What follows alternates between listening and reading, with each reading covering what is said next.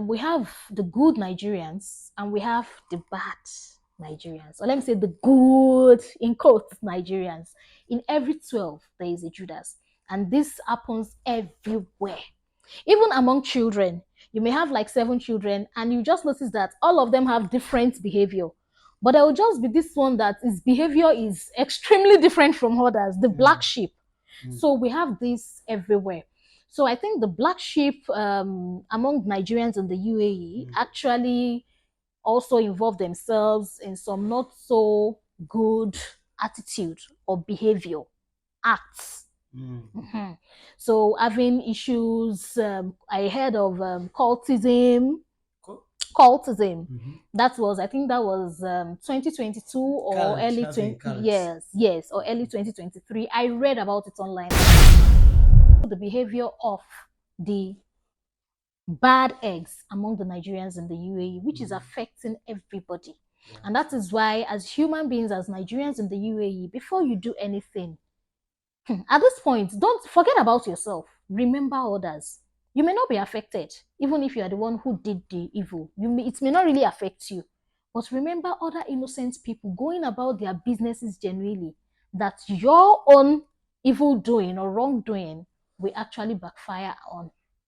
So let's us all be well behaved. So I think it's the bad behavior of few Nigerians and the funds. Those are the two things I think is really caused this visa issue. And the fact is, it is tough for Nigerians in the UAE. It is tough for Nigerians in the UAE. Some time ago, I watched a video. I saw it online on one of the social media apps. It's a video of a little boy in Nigeria, and it's an emotional one. It was actually pleading with the Nigerian government to speak with the UAE government because his own father, who was in the UAE before, sending them money home, for upkeep, school fees, and all of that, has stopped sending money home because he lost his job due to visa issues. We really can't blame the UAE government, in all fairness Like to home them. government. Home government, yes, they're working on it. So, and that's why I remember last year, September, our president came into the UAE and there was a behind closed doors meeting. And the outcome of the meeting gave us hope that very soon, I'm so sure that, behind closed doors, underground, wallpaper work is going on, but it will be implemented soon by God's grace, sooner than we even pray for by Because God's some grace. ladies are getting.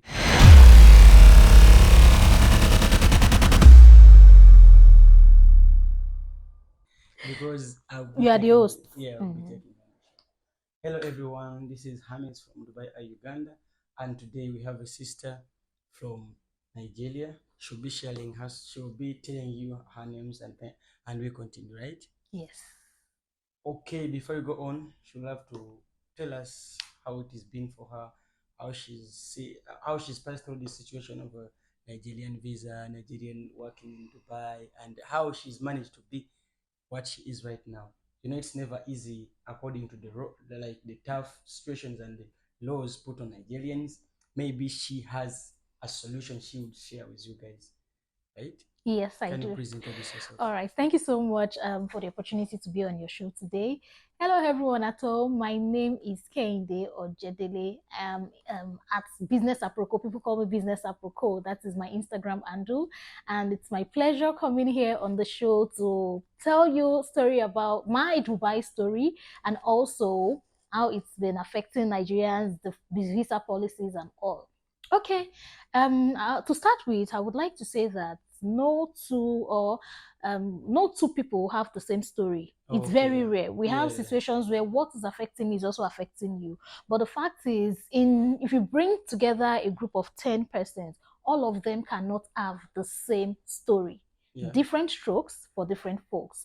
So talking about myself, well, I came into UAE on vacation. I came to play. That's what I tell people. Yeah. I came to play. That's the honest part of it. I came to play. I was intending spending 2 weeks, and family and friends were telling me, because I have some relations here, and they were telling me, why don't you try stay back, search for job. Let's see if you will, win the jackpot. And I said, okay, let's just give it a try. And I started applying online. At first, I didn't even know how to apply because the system here in Dubai is different from where I was coming from. So they told me to go on some sites and all of that. I redrafted my CV and all that. And I applied to quite a number. Then I think 10 days into application, then I got this interview invitation. I got the interview invitation. I went for the interview, and that same day, it was a walk-in interview, and that same day, I got my job, my first job. So, and that was how my life in Dubai started. So you decided to stay. So I decided to stay after getting the job. I will not go back. I decided to stay in the country. So I stayed in the country. I was working, getting. I would not like to mention the name of the company, so I don't do adverts. But that was my first employer in Dubai. I was a telesales officer, yes, for a financial broker. Let me put it that way. So, and because I studied banking and finance in school, I found it interesting. I found it very exciting. I was happy I started life in Dubai. And coming from a place where the system of, let me say, the work system is a bit relaxed, you know, I find it challenging at first to cope or adjust to Dubai work style. Okay. So, but eventually, I was doing well on my job. And I told myself, okay, I've come to Dubai to stay. And when I got my first salary in dirhams, I was like, wow, I think my first salary was 3,000 dirhams. And I looked at it, I was like, 3,000. But when I converted it to Naira, I was like, wow, I'm a big girl. But you know, there are expenses like accommodation, transportation, and all that. So accommodation took a very huge part of my you wanted to sleep in like luxury life. Luxury life, but Yeah, I could not afford it despite yeah. the 3,000 salary. So I was on bed space. So I was on bed space. That was where I started from. What is bed space? Bed space, okay, like bunk. So that was where I started from. Later, I went to partition. That's like what we have in Nigeria, like self-con, so to speak, where you have your own space. So it was a gradual process for me. And when I left that job, because of visa issue, I had to leave. Yes, I had to leave because of visa issue, and they could not do my visa. So that was how the visa policy affected me.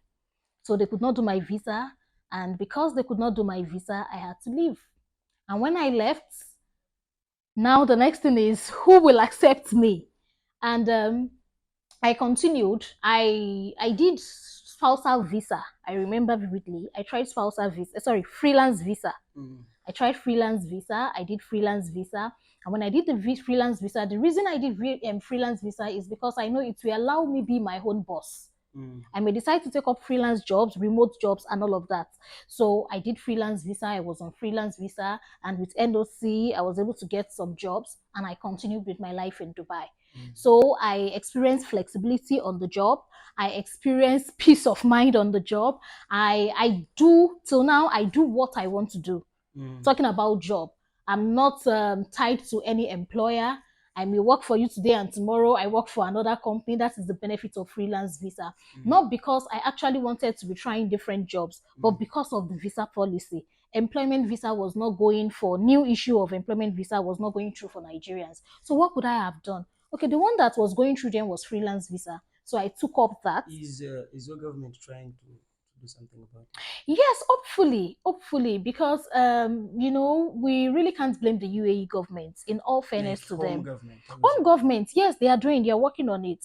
So, and that's why I remember last year September, our president came into the UAE, and there was a behind closed doors meeting, and the outcome of the meeting gave us hope that very soon, I'm so sure that, you know, behind closed doors, underground, paperwork is going on, work is going on, but it will be implemented soon by God's grace, sooner than we even pray for by because God's grace. Because some ladies are getting the visa, and they are doing the freelance visa. Women from Nigeria. Yes. Some get. Yes. So there's the same freelance visa doors. I did. Sorry? There are some small doors for you guys where you can. Yes, there is still doors for Nigerians. We can still get visa. especially for ladies. And that is why I Yeah. love UAE so much. They protect ladies' interest. So it's a good one. And because of our gender weakness, so to speak, we need that pampering. Mm. So ladies can still try out the freelance visa. I think it's still going for some ladies till now. So they can also still try it. And for those experiencing tough time in the UAE, like I said at the beginning of this interview, that our stories cannot be the same. Personally, if I'm to rate my living in the UAE on a scale of 1 to 10, I can say 8 over 10. I'm living comfortably. Mm. Not what I want to, everybody aspire for something better, but Mm. at least reasonably 8 over 10, I am comfortable. Mm. But life can be better than this.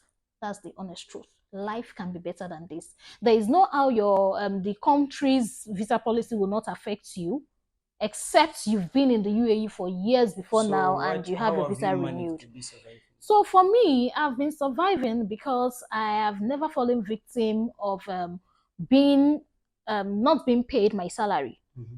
Because when you're talking about survival, money is one vital tool Mm. that you cannot but talk about. What is Yeah. survival? It is money. If you have money, you will survive. Yes. That is it. The environment is good. You will survive if you have money. So looking at it, my employers have been paying me. Mm. They don't hold me salary. And the skills I have, the Bible says a man's gift maketh way for him.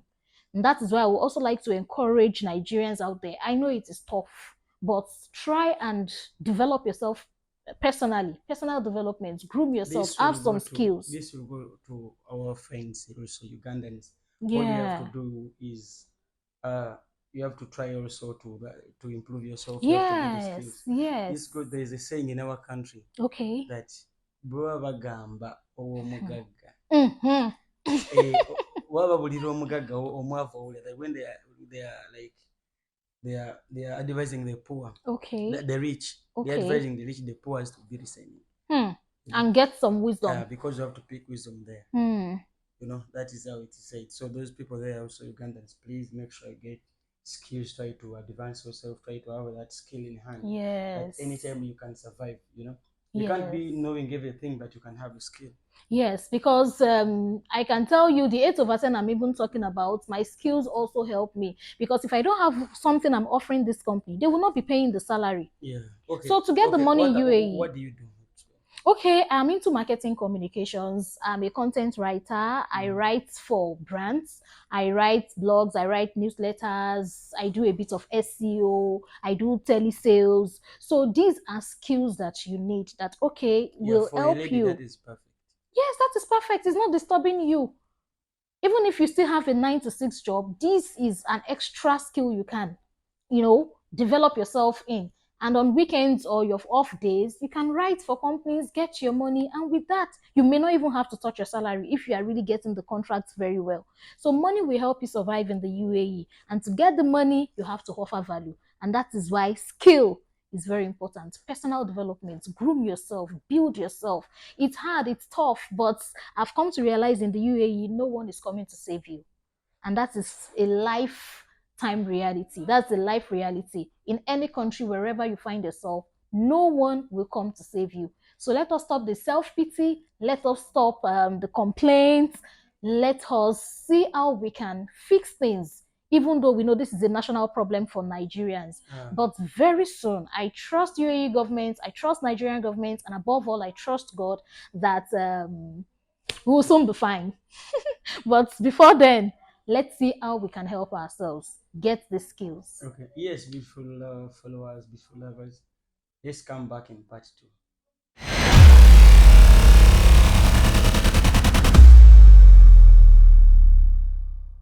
Okay, guys. Okay, guys. We are back now in part two. She'll have to share the other side of the story. We've been hearing her the happy moments, the good things, but remember, there are things a lot affecting Nigerians, right? Yes. And there are tough people. There are people that were in that situation, which is really, really not simple. So, what is the bad side? How hard is Dubai or UAE hitting you guys? Thank you very much. Residency is the only guarantee to an enjoyable stay in any country of the world. Mhm. If you don't have residency, you will have issues. You will have issues with job, you will have issues fending for yourself and all of that. Yeah. And no matter how sweet a journey is, no matter how good a situation is, there is always the dark side of it. And not even in a situation like this where we know that this is a dark side for almost everybody in the UAE, almost all Nigerians in the UAE. And like I said before, that the only thing that made it a bit relaxed for me is the fact that, okay, I'm on freelance visa and also my skills make way for me and all of A that. freelance But visa, which is not hard to to get. even get now, yes. But even at that, there were days I cried. There were days it was really tough, you know, when you are expecting, oh, I should be earning like 5,000 dirhams and I'm earning 3,000 dirhams. Oh, with 3,000 dirhams, you can still manage your life. But hello, the value you are delivering, is that what, is it commensurate with what you are getting back as payments? Then there are some lifestyles you really want to treat yourself with, and you really can't do that because your salary is low. So that is the bad side for me. And talking generally speaking, the fact is it is tough for Nigerians in the UAE. It is tough for Nigerians in the UAE. Some time ago, I watched a video. I saw it online on one of the social media apps.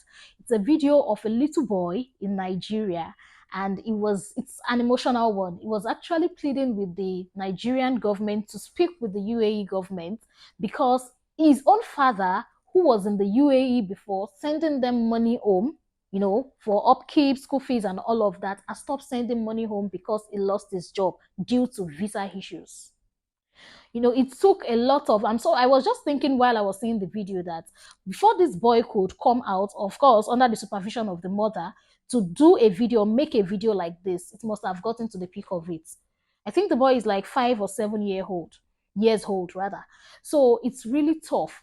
Many families have become stranded financially because of the visa issues. Some who still have family members, maybe the husband is here or the wife is here or the sister or brother is here, still sending money to them. They are not, I'm so sure they are not sending as much as they used to send, because whatever anybody gets now, they use it to take care of themselves.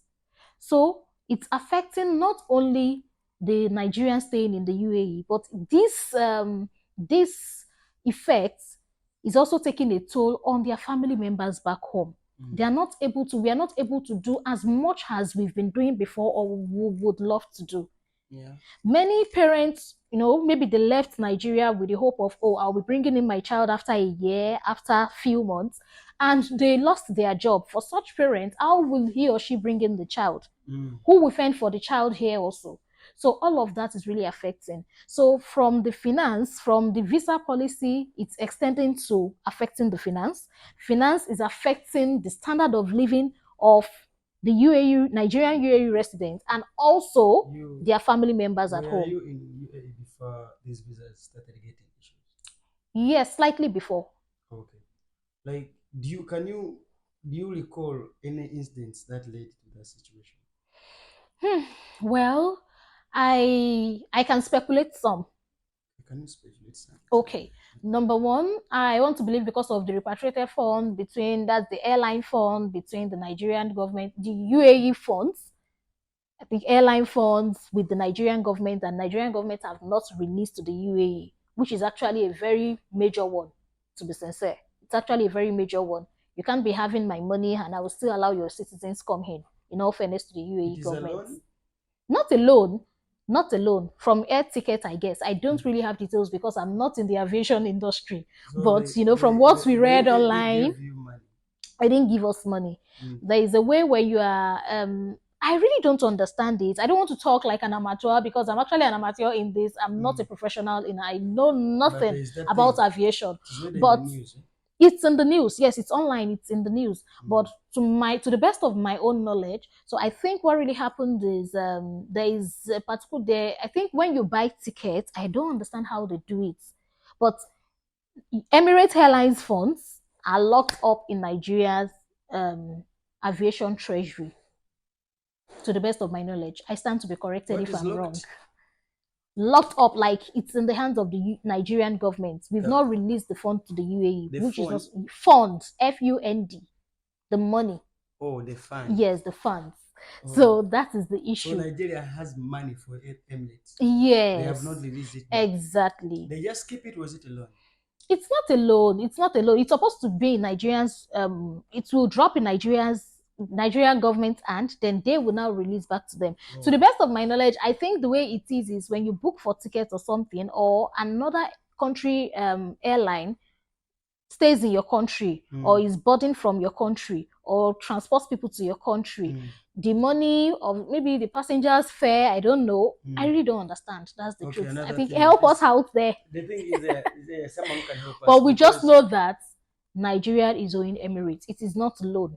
it is owing some money to Yes, Emirates. they're holding their money. They're supposed to release it. So I think Oh, the foreign exchange has hindered Nigerian government from releasing the money. I think they are oh, not it's too having, much money. yes, they're not having enough reserve. I really don't understand that. Please Okay, pardon me if I'm wrong. okay, another thing. So that is one.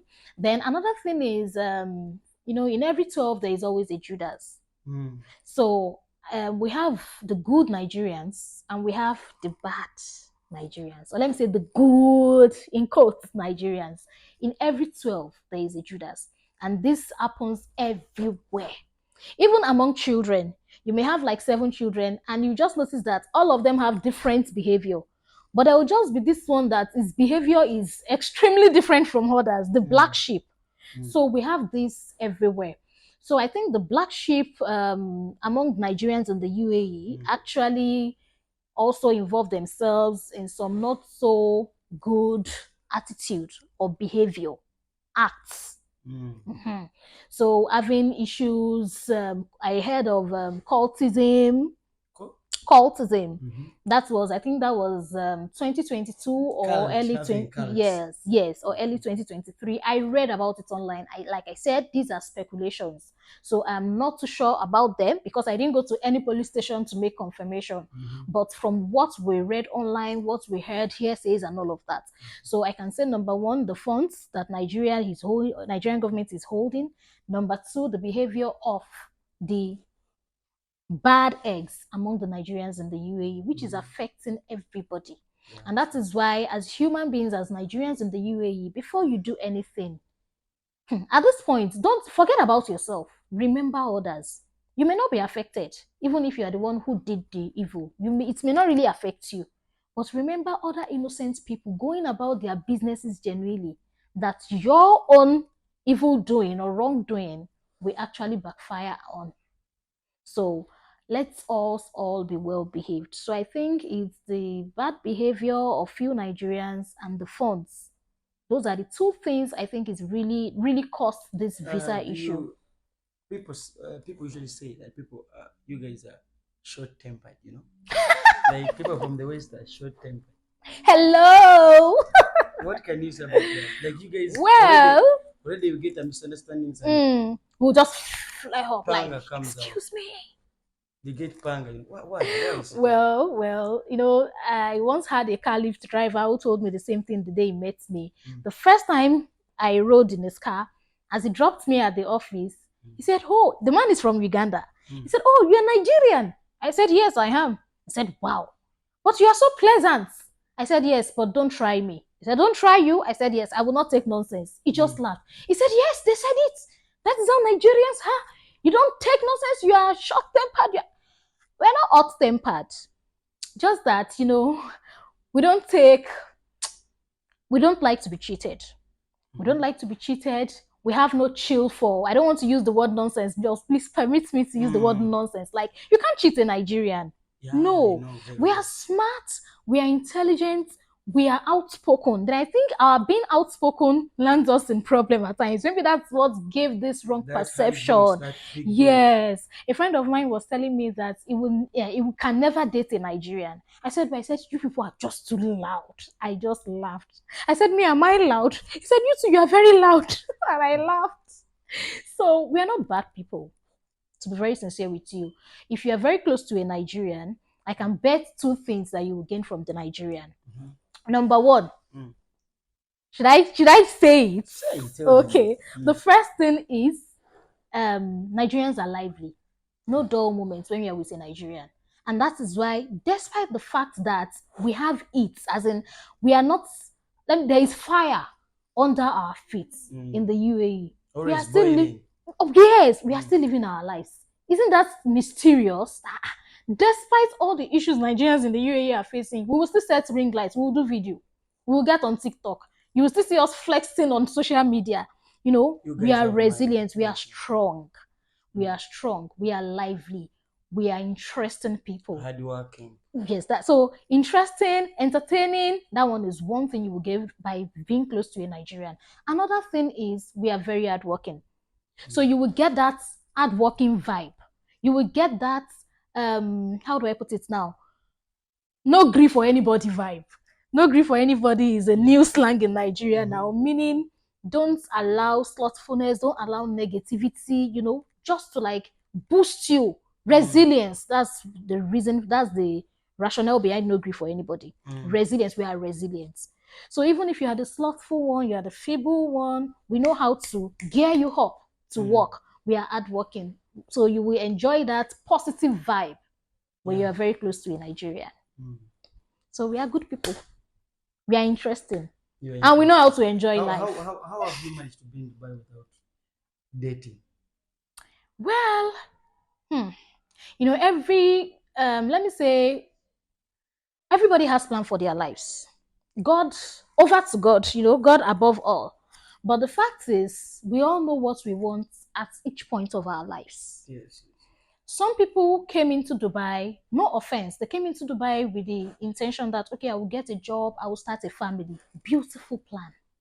Some came that, okay, let me just come and hustle, make money, and japa, like we normally say. But we don't usually plan when to fall in love. It just comes in. Sorry? We don't plan when to fall in love. Really? Yeah. Oh, that was then. Now if you know what you want, you must be very intentional. Okay. Nothing, for me, I don't see myself as a victim of circumstance or a victim of anything. No, I live my life intentionally. Like, I'm intentional with my steps. You know what you're doing. I know what I'm doing. I know what I want at each point. I know when I want what I want. I know what I want. I know how I want what I want, but God above all.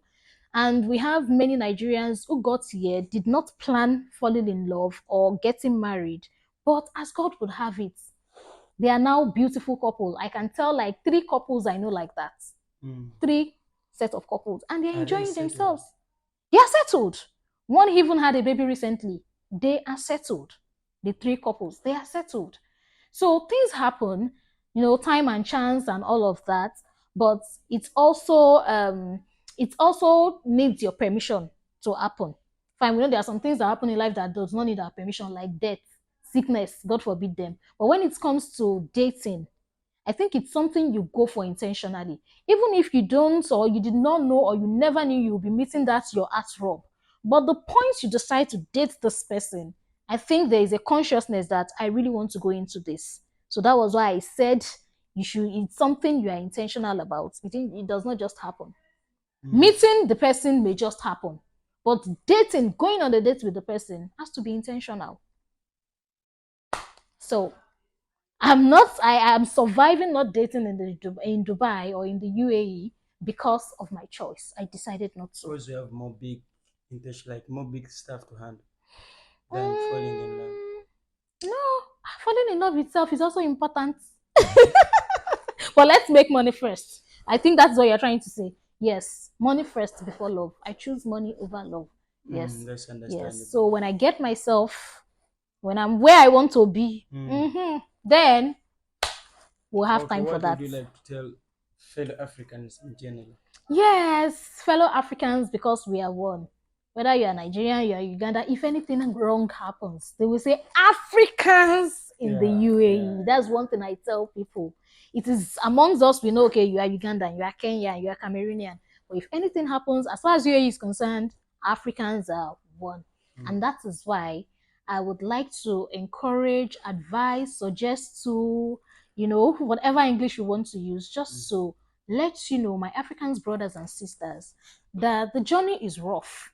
But when it is rough, then you have to become tough. Like, tough. Don't wallow in self-pity. Oh, I'm losing weight. Oh, I'm this, I'm that. I looked myself in the mirror last week. I was like, Kenny, you are losing weight. And I reminded myself of, I'm schooling. I'm working. Am I supposed to be adding weight? So just know that you are here in the meantime, for a particular time, for an appointed time. Mm. So while you are here, make judicious use of it. Mm. Groom yourself. Develop yourself. Mm. Invest in yourself. Mm. Stop complaining because no one is coming to save you but you. So I will encourage us all to keep praying. Number one, keep praying. Number two, improve on yourself. Number three, do not wallow in self pity. Number four, stop complaining. And number five, keep being hopeful and courageous. Those Okay. 5 things. Okay, I think that's the best for the day someone can have to start with a day. Mm, Such motivational words. Some people don't get a chance to hear that from people, mm, mostly fellow Africans. mm. Tell the people your names and then we close. All right. Thank you so much again for having me. My name is Kehinde Ojedele, and you can catch me on Instagram at Business Aproko. Thank you.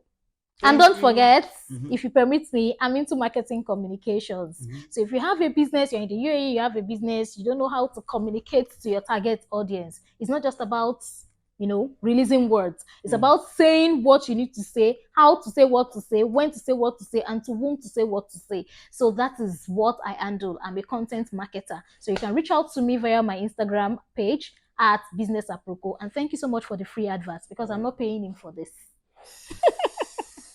Okay, guys, thank you so much for following. Thank you for keeping up. Yeah, we heard some good advice from her. She was sharing her story and how it's happening around Hmm.